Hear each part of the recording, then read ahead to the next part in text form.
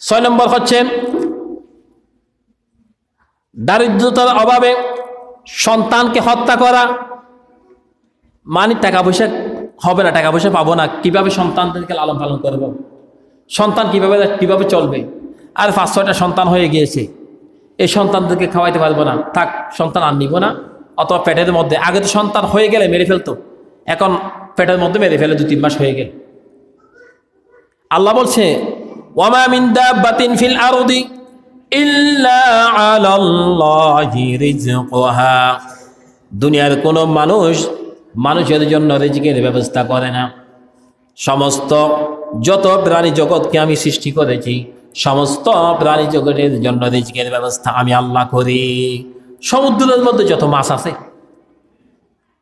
আর জমিনের মধ্যে যত প্রাণী আছে, সমস্ত প্রাণীরা যতটুকু মাছ খায়, সমুদ্রের মধ্যে এত বড় মাছ আছে, দুনিয়ার মানুষের এতগুলি মাছ সমুদ্রের একটা মাছে খেয়ে ফেলে। এরপরে কি সমুদ্রের মধ্যে মাছের কোনো অভাব আছে? নাই। কেন? ওদের তাওয়াক্কুল হচ্ছে আল্লাহর উপরে। ওমান ইয়াত্তাকিল্লাহ ইয়াজআল লাহু মাখরাজা ওয়া ইয়ারযুকুহু মিন হাইসু লা ইয়াহতাসিব।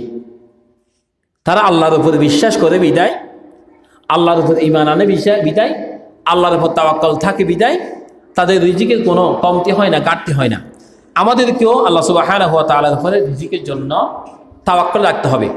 আল্লাহ সুবহানাহু ওয়া তাআলা বললেন ওয়ালা তাকতুলু আওলাদাকুম খাশিয়াতা ইমলাক নাহনু নারযুকুহুম ওয়া ইয়্যাকুম ইন্না কাতলাহুম কানা হিতআন কাবীরা।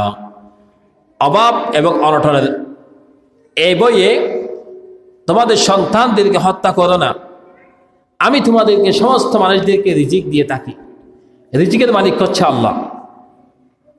এই বিষয়ের উপরে আব্দুল্লাহ ইবনে মাসউদ রাদিয়াল্লাহু তাআলা আনহু তিনি বললেন, আমি রাসূল করিম সাল্লাল্লাহু আলাইহি সাল্লামকে জিজ্ঞাসা করলাম, ইয়া রাসূলুল্লাহ সাল্লাল্লাহু আলাইহি ওয়াসাল্লাম, আল্লাহর কাছে সবথেকে বড় অপরাধ কয়টা? নবীজি বললেন 2টা। একটা হচ্ছে আল্লাহর সাথে শিরিক করা, 2 নম্বর হচ্ছে সন্তানদেরকে হত্যা করা।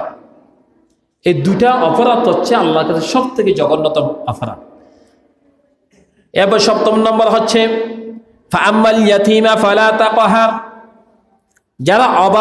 যারা এতিম আছে, এতিমদের প্রতি হে আমার হাবিব আপনি কঠোর হবেন না, উদারতা ভালোবাসা দেখাবেন। ইন্নাল্লাযীনা